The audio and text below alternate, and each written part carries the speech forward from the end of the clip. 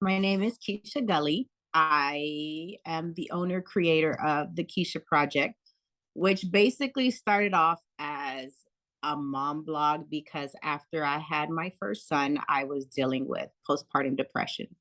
It was kind of like just an online journal, and it sort of evolved because I found that it was necessary to speak on certain things. As I started getting into this content creator space, I realized that there was a need for people who did look like me because in the beginning I was following all of the typical mom bloggers and I couldn't relate to any of them. Then as my children got older, found out my son is autistic.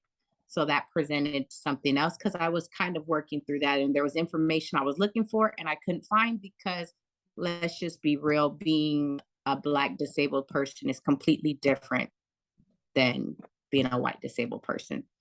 There is a lot of information I was looking for, but then in the process, I kind of felt the need to have to explain people over and over again how my culture fit in. There's always, and I know you can relate, where you have to explain how you are a Black Latino person. So I was like, you know what? I guess I'm gonna have to start writing about this too because Right. there really shouldn't be a reason why y'all don't know this stuff. There are Black people everywhere, Period. but people act like they forget that part of the transatlantic slave trade. So Yes. here we are. I was constantly, my content just kind of evolved. I think it's beautiful that you aren't just breaking yourself down into one little piece and just making that your platform. And so I really appreciate that, Right. the work that you do. Thank you. Yeah, especially in this, like a lot of times people tell you to niche down. They tell you you can only talk about one specific thing. Well, that's too bad because I'm going to talk about everything.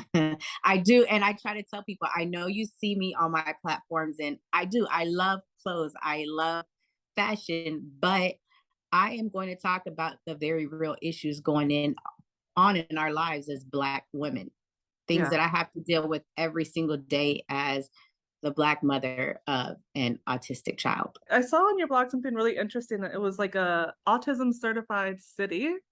It Um, is. can you share a little bit more about like what that is and what Y- that means? yes. Okay, so Mesa is the country's first autism certified city. And I kind of found that out just by accident, honestly. We didn't even move here for that specific reason. But Wait, you moved there and then you realized that it was. yeah, Look at the yes. stars! Look at the I know, stars I know, aligning for I you and your know. family. I know. So in a former life, I used to be a flight attendant and my husband is a pilot. So once we started having So kids, I cute. said to him, look, where do you want to retire? Because after I start having these kids, I'm not moving. So he said he wanted to live in Phoenix. That's where he wanted to retire. So I said, cool. So we moved from Dallas because we were both based in Dallas and we moved to Phoenix. So when I got here, and it kind of was a blessing because while in Dallas is when I started noticing a few things in my son where I said, I would like to get him evaluated. Initially, I thought it was just speech because he wasn't talking, and not a single person would listen to me. Mm, I kept getting well, you're just overreacting, you're being a mama bear, that kind of typical comments that it just didn't sit right with me. I just knew yeah. something was up. When I got here, I contacted AZEIP, I don't know what, AZEIP for Arizona. And I said, hey, I would love if someone could evaluate my son. I know something's going on here. Immediately, resources started Mhm. rolling in. They're like, yeah, he needs speech therapy, but we also feel like he should be evaluated for autism, but we also feel like he has sensory processing disorder. So there was a lot going on here.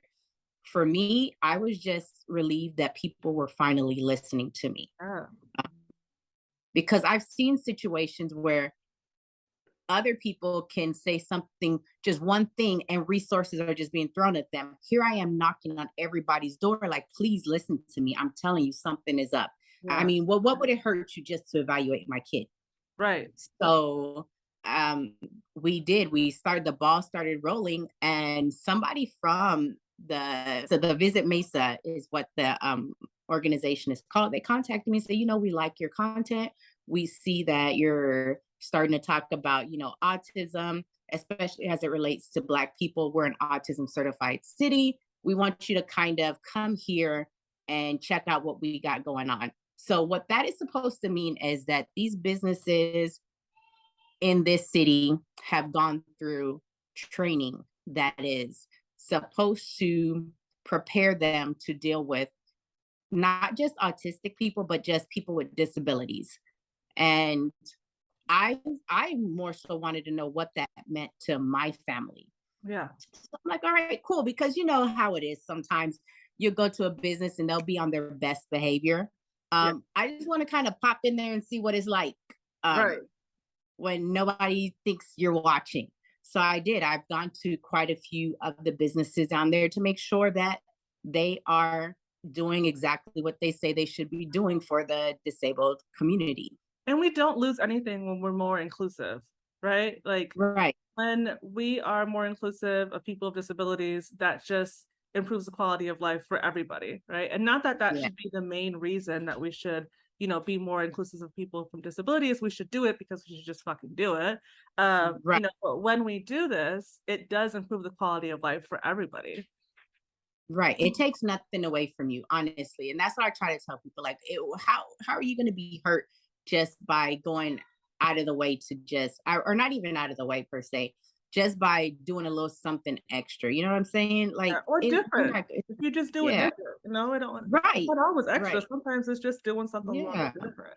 Now, imagínate if you weren't writing about your experiences, you would have never learned about this city, and that's the Right. reason, right? That you have, like, if you are wanting to and willing, that you should bring your full self to the work that you're doing. Because if you hadn't brought your Right. full self, Visit Mesa may have not ever reached out to you.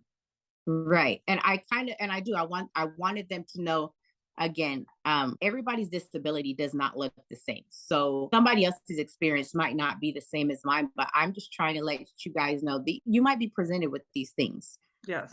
So you need to just be mindful of everyone.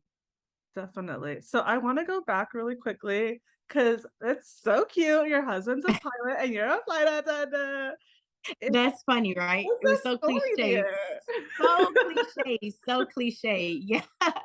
And we worked together at the same company for at least like 10 years before we started dating. We were friends Oh, a first little because slow burn romance. I love I this. know I didn't want to stick my pen in the company ink, as they say, because there's just like this thing where people just feel like flight attendants and pilots are just out here just sleeping with each other. That's not even the case. And he honestly was just like one of my really good friends. And so yeah, he's kind of been my friend through like a couple of relationships I've had. It's just funny. Like I'd come to work and I just kind of tell him about certain experiences, and now I sit back and I cringe because I'm like, oh my God, I have no clue you're gonna be my husband. That's amazing. That's amazing. Yes. I love that. Tell me a little bit about your fashions because you be dressing, girl. Like Oh my with these God, thank videos, like you. what Thank draws you. you to fashion and what do you love about it so much?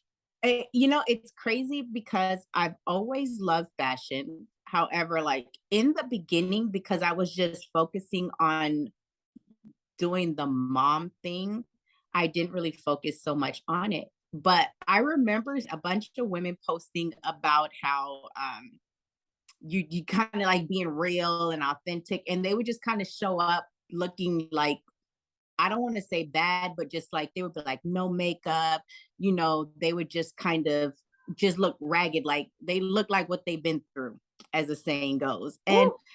yes, and I would just kind of be like, well, that's not how we are. Like, it doesn't mean that I'm any less real if I just do a full face or whatever, because sometimes that's Oh, what okay, makes I me get it. feel I good. get it now. Yeah, so real girl, like the whole real girls don't wear makeup, real girls don't do Yeah. I this. was like, And it's look, like, exactly. I love to slay. Don't get it twisted. Like, I know I do my mom thing and sometimes I look like this, but please believe I can clean up really well and I like to look good. I love playing in makeup. I love clothes, and it doesn't mean that I'm any less real than anybody else. right. That's just do whatever makes you feel good. I was like, let me try this out. Let me see what would happen if I did a reel. And I kind of well, you know how Instagram did anyway. They kind of bullied us into doing reels. But Very good.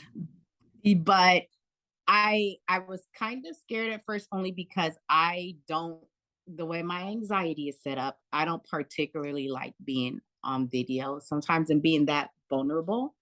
Um, but I did. I said, you know what, forget it. It is what it is. So I just started posting what my outfits of the day or whatever I just thought looked good. And it just kind of took off from there. It's funny how these things happen. Like, yeah, I don't even see it happening. And then it just picks up and gains momentum. And then people start reaching out like, oh my God, I really like what you're doing. I'm like, That's yes, so it wonderful. kind of just went from there. And it's like it is something I've always loved. I didn't know how other people would receive it. So I want to Exactly. hear a little bit more about your experiences as a Black Panamanian woman. You said that you lived in Dallas, you live in Arizona, you mentioned Yeah. California before. Um, Yeah. what was Um, kind of that experience? Because I don't think there's a lot of Afro Latinos in those regions, but I could be wrong. it's funny because even in like I said, in California, I feel like there's a lot of Panamanians there because, my family is there. But even when I was younger, every 4th of July, we would have like a Panamanian barbecue. But also as years went on, they also have something like they call it a Panamanian family reunion, I guess, once a year. They would also have events like that in Dallas. And I don't know what other cultures are like, but I know when you're a Panamanian, you kind of actively seek out other Panamanians. We just know where we are. Um, and in Texas, there were actually a lot of Panamanians, even in like Killeen, of all places. But it might be military related. There's a Panamanian restaurant there. It might be the only Panamanian restaurant, as far as I can tell. But it's Um, there. yes. Um, but I do. Anytime we do. Panamanians have a way of finding each other. I just feel like it's always so much love when we find each other too. I can hear a Panamanian speaking. I'm like, it's like radar. I'm like, oh my God, I hear my people in here. Yes, all the time. In Arizona, I have found maybe a couple of Panamanians. It's a little bit different because then you get to a point where they're not Afro Latino. They're Mm. Panamanians, but um, they're non-black Latinos. So then you get to this kind of weird space where they try to hit you with a "but I came over here the right way" kind of vibe. You know how they do. Um, They do. They do. so it can get yeah, that's where we start getting a little bit different. For lack of a better word. No, That's but how that's they are. real though, because the Um, experiences that Black Latin Americans go through is mhm, distinctly unique and different from mhm. what non-Black Latin Americans go through, right? Yeah. And it's by design, period. Like these things are Mhm, by design. And I've been in spaces where, and mostly out on the West Coast, happened a bit when I was younger and lived in Florida. But I'd be in spaces and it would be like, well, let me put it to you this way. Even here in New York City, when friends invite me to like Latino parties or whatever, I always ask who Black is gonna be there. Because if other Black Latinos aren't there, I'm getting stared at all night. Like, what are yeah. you doing here, Black girl? Right? As if like I don't belong there, as if I don't know, like all of these like assumptions that are made about me in this space directly and indirectly. And so I think that's Right. kind of what you're trying to get at in a very diplomatic way. But no, that's real. I've had people on the West Coast in California, right? Like easy breezy Mhm. going, what the fuck ever. Like everyone's like all peace and love. And they're like, well, why do you care about this? You're not Latina. And I'm like, well, who the fuck said I wasn't, Right. Or they're like, oh, like for some people, I was the first Black Latin American person they have ever met. And I'm like, Right. it's literally 2000, like we're in the 2000s now, right? So Yeah. get with the program. I've even had situations here like I guess influencing kind of gain traction here. And I'll be in spaces with other Latinos. Obviously, I'm the only Afro Latina there. And when I'm trying to explain people my platform or what it is I feel passionate about, I'm really the only person who cares about what's happening in the Black community. I'll be telling them about it, and all of a sudden, I like, no lie, I have had people look me right in the face and say, "Oh, I can't relate." Of course you can't relate. And I mean, I get it. And in addition to not being able to relate, they do not care. And that's just what it is. And so I have had that happen to me a lot here. I had not really experienced it, I guess, on this level. I guess I started noticing it in this influencer space because it gets irritating because of course these people are visibly Latino, and when they're asked to do anything, it's like, oh yeah, we're gonna check this box up there. Here come all my Latinos and blah blah blah. And they so they get invited to these events and they love to show up as the Latino creators, and then that's as far as their concern really goes for anything that's happening. And it's like nobody really cares about anything outside of that. I get it. You can't make everyone care. It's just crazy because these are the people who are getting the opportunities or the brand deals, that sort of thing. Yeah, Um, and it's sad. It's just unfortunate, but I would just keep doing me. that's all you can do. And it's, I don't know, to borrow from your mom, why would you want to be where you're not wanted? You know? Yeah, I yeah, like that in one of your blog posts how your mom would always tell yeah. you, like, why you want to be where you're not wanted. And I heard that so much when I was a little girl, and I was like, but I want friends. And, they're like, oh, of course you Right. want your friends, but Yeah. yeah, yeah, Everybody wants to be with community. Everybody wants to feel that. And I get it. Like, especially, I do live in a predominantly white community. And yeah, I do have some really amazing white friends, but shit, you want to be with people who understand what you are going through when as it relates to your culture. I don't want to have to explain little nuances to people like, okay, so in the Black culture, we do this. And it's like, I ain't trying to do all that. yeah. I'm not always trying to be a teacher. Sometimes I just Yeah, want to be in space and have fun right. and or vent or be in pain, like just experience things with people who have the same cultural context as I do. Right. Yeah. And it's kind of hard. Like living here has been there.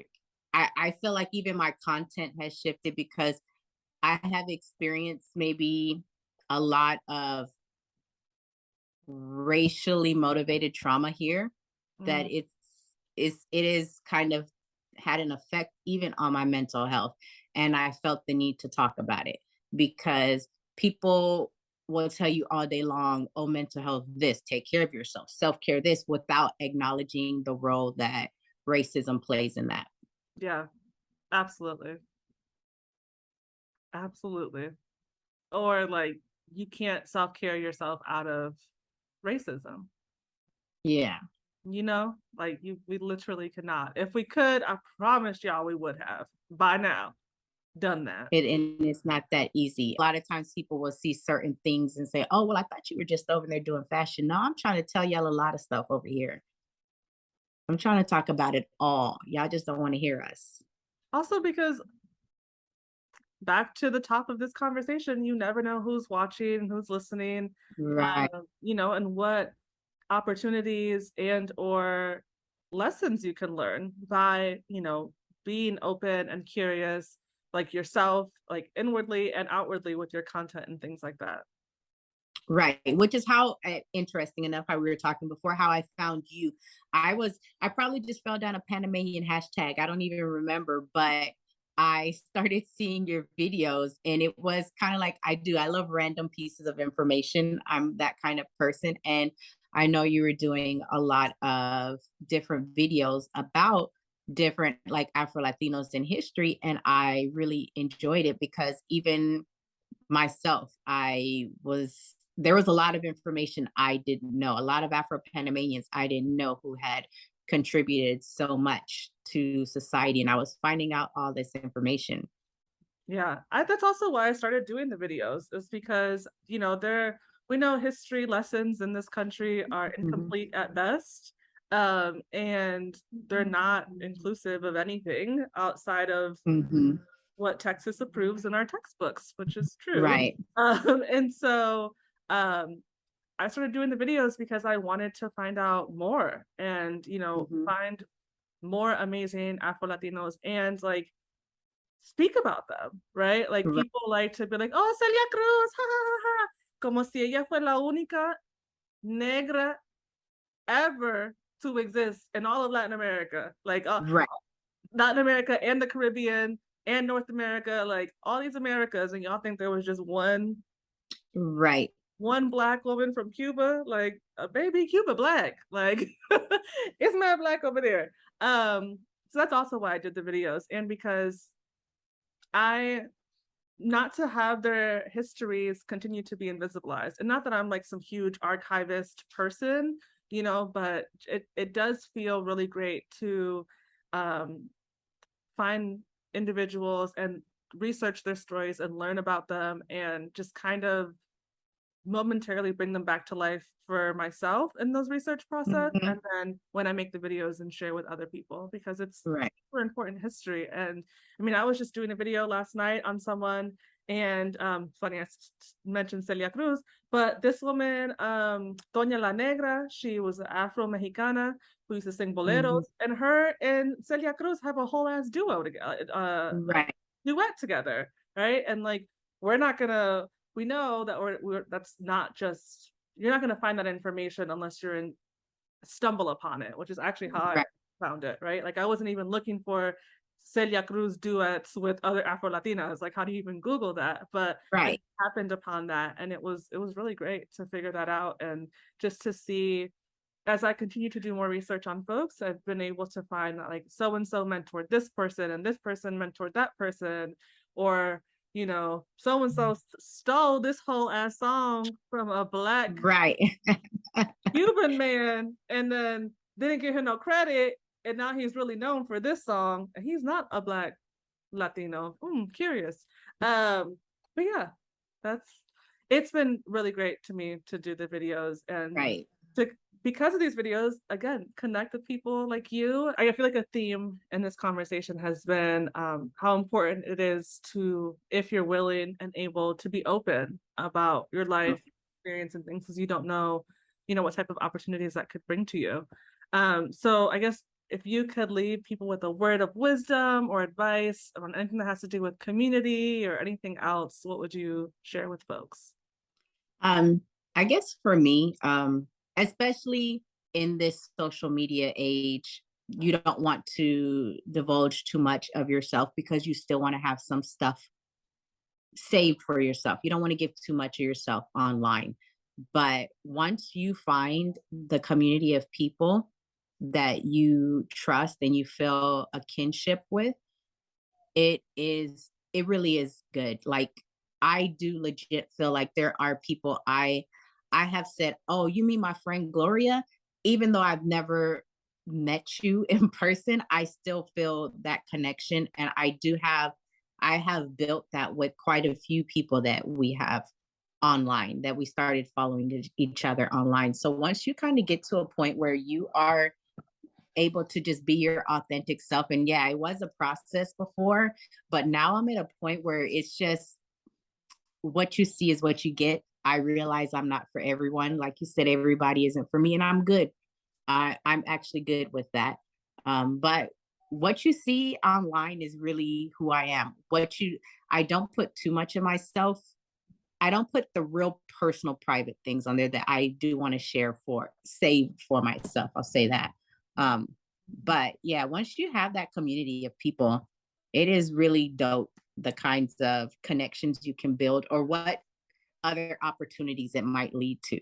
Because I have found some amazing people and I have built some amazing connections with people and have I've been blessed to have so many collaborations and stuff. What people like yourself, and my platform is now being found by people all over.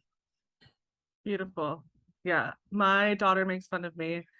So my platform of choice for a very long time was Twitter.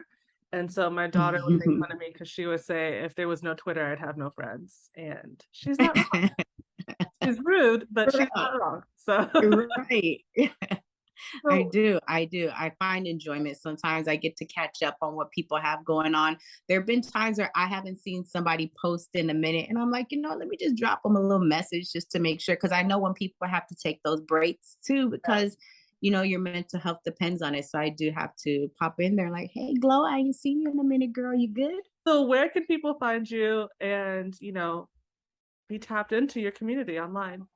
Um, Everywhere. No, yeah. I am, my blog, thekishaproject.com. I'm on Instagram at Panama Quiche. I'm I'm on Pinterest. I'm on TikTok. Yes, even I'm over there on TikTok with the young people. Yeah, and on and on Twitter as well. So yeah, but if you're on my blog, thekishaproject.com, there are links to all of my other social media platforms as well. Wonderful. Well, thank you so much for chatting with me today and sharing a Thank you little for bit having more me. about yourself and your experiences and things like that. I really appreciate it. Thank you so much for having me.